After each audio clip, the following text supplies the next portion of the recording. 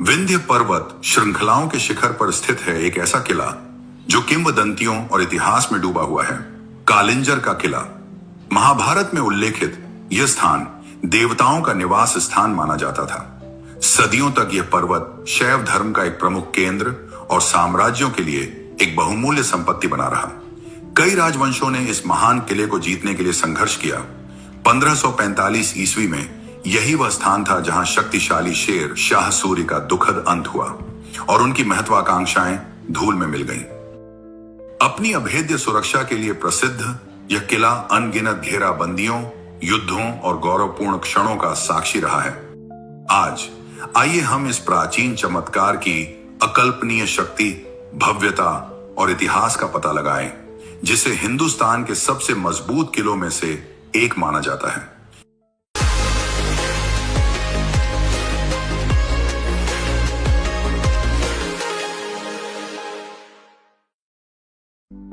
मैदानों से 244 मीटर की ऊंचाई पर स्थित कालिंजर किला 7.5 किलोमीटर के क्षेत्र में फैला हुआ है। इसकी दीवारें विशाल बलुआ पत्थर और ग्रेनाइट से निर्मित हैं। आज एक पक्की सड़क से किले तक पहुंचा जा सकता है, लेकिन प्राचीन समय में यहां पहुंचना बेहद कठिन था।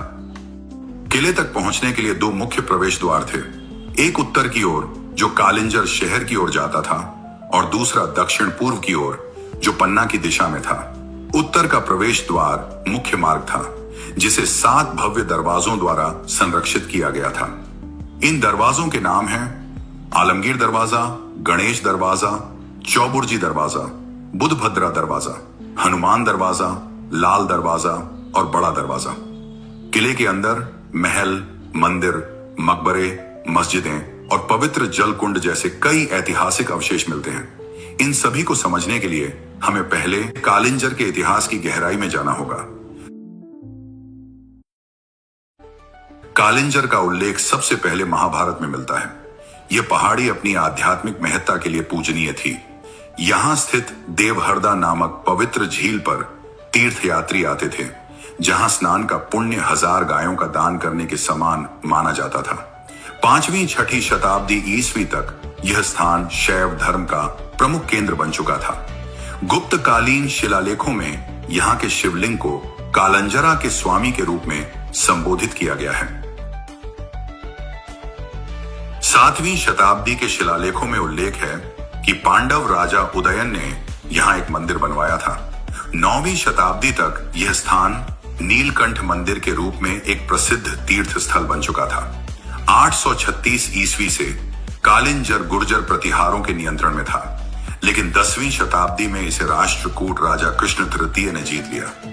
954 ईस्वी तक चंदेला राजवंश ने राजा यशोवर्मन के नेतृत्व में इसे अपने नियंत्रण में ले लिया। चंदेलों ने इसे अपना सैन्य, प्रशासनिक और धार्मिक केंद्र बनाया। चंदेला परंपरा के अनुसार किले की नींव उनके पूर्वज चंद्रवर्मन ने रखी थी और इसे उनके उत्तराधिकारी मदन वर्मन ने पूरा किया।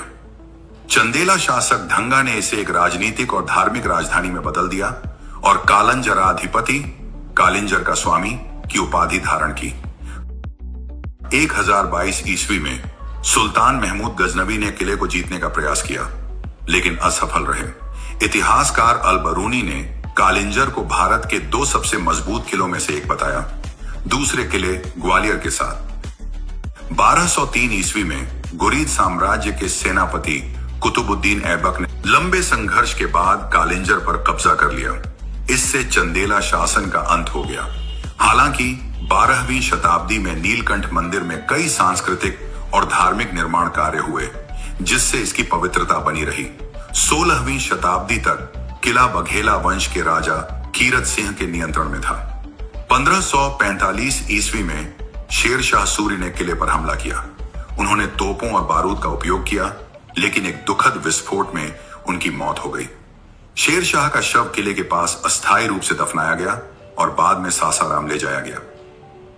शेर शाह की मृत्यु के बाद उनका पुत्र इस्लाम शाह कालिंजर का स्वामी बना, लेकिन 1554 में बघेला राजा रामचंद्र ने बुंदेलों की मदद से किले पर दोबारा कब्जा कर लिया।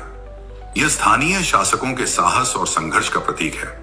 1569 में मुगल सम्राट अकबर के सेनापति मजनू खान काकशल ने किले को घेर लिया।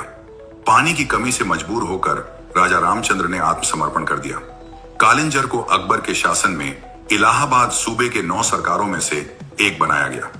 मुगल शासन के दौरान मजनू खान काकशल, शेख अबुल फैज फैजी और राजा टोडरमल के पुत्र कल्याण दास जैसे प्रमुख अधिकारियों को यहाँ का किलेदार नियुक्त किया गया।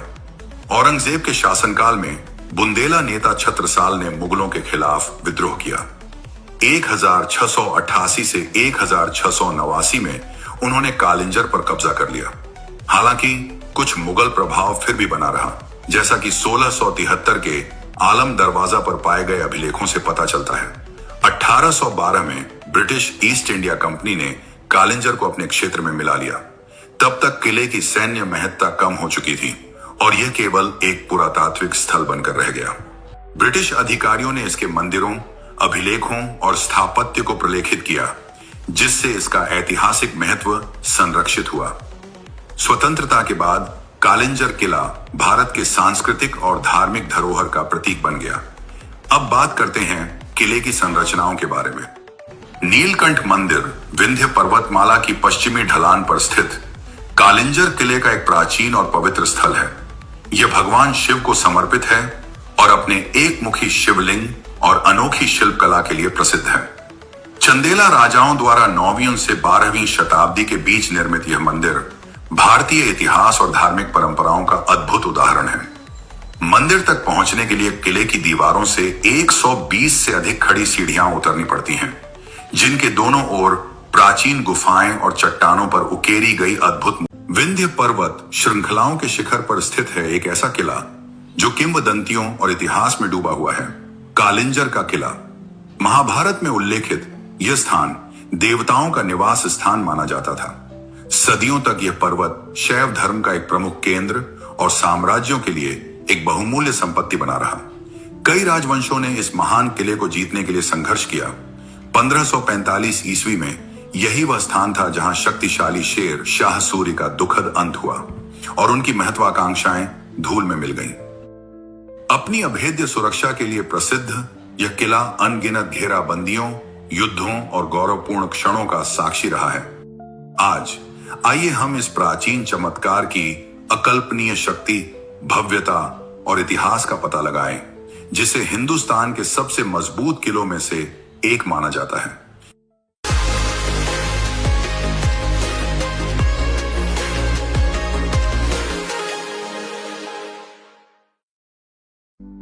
मैदानों से 244 मीटर की ऊंचाई पर स्थित कालिंजर किला 7.5 किलोमीटर के क्षेत्र में फैला हुआ है। इसकी दीवारें विशाल बलुआ पत्थर और ग्रेनाइट से निर्मित हैं।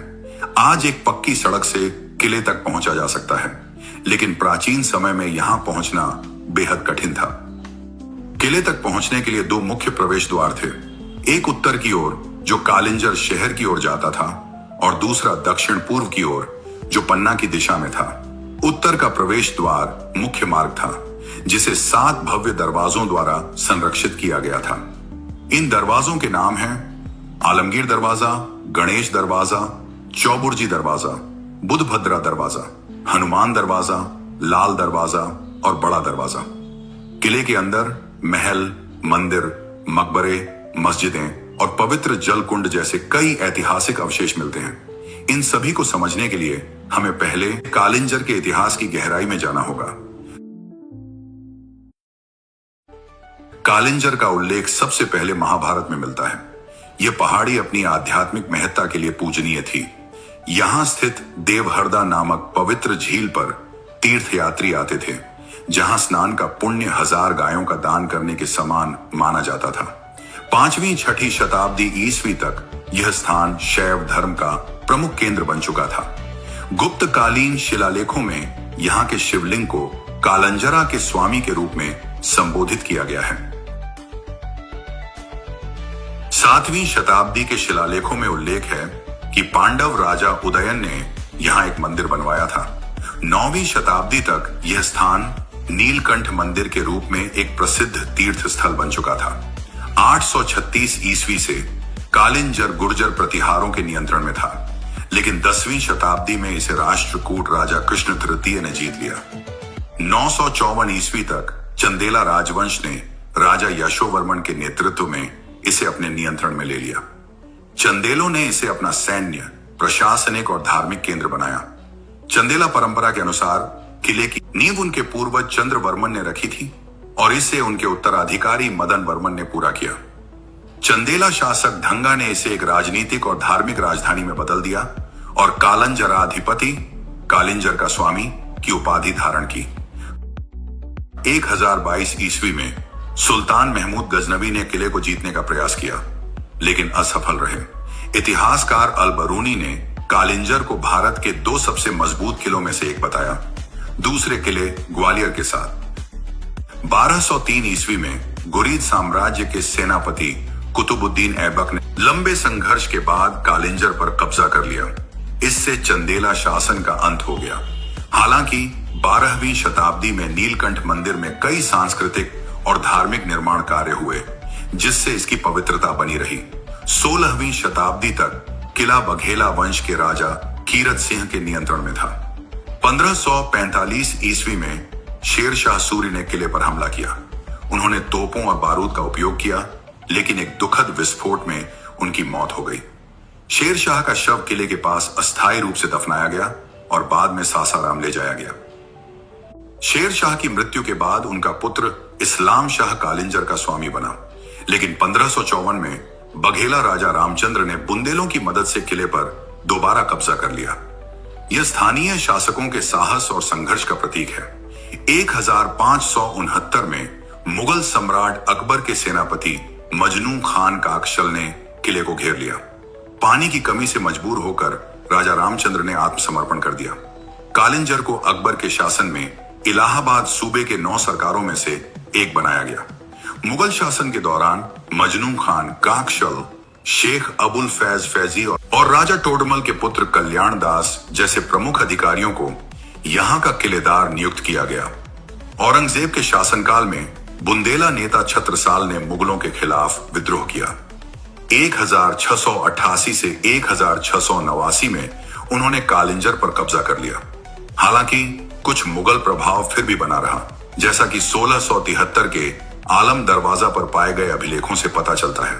1812 में ब्रिटिश ईस्ट इंडिया कंपनी ने कालिंजर को अपने क्षेत्र में मिला लिया।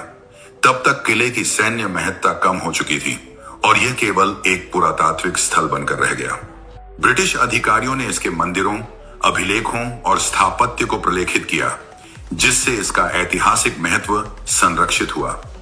स्वतंत्रता के बाद कालिंजर किला भारत के सांस्कृतिक और धार्मिक धरोहर का प्रतीक बन गया। अब बात करते हैं किले की संरचनाओं के बारे में। नीलकंठ मंदिर विंध्य पर्वतमाला की पश्चिमी ढलान पर स्थित कालिंजर किले का एक प्राचीन और पवित्र स्थल है। यह भगवान शिव को समर्पित है और अपने एक मुखी शिवलिंग और अनोखी शिल्प कला के लिए प्रसिद्ध है। चंदेला राजाओं द्वारा 9वीं से 12वीं शताब्दी के बीच निर्मित यह मंदिर भारतीय इतिहास और धार्मिक परंपराओं का अद्भुत उदाहरण है। मंदिर तक पहुंचने के लिए किले की दीवारों से 120 से अधिक खड़ी सीढ़ियां उतरनी पड़ती हैं, जिनके दोनों ओर प्राचीन गुफाएं और चट्टानों पर उकेरी गई अद्भुत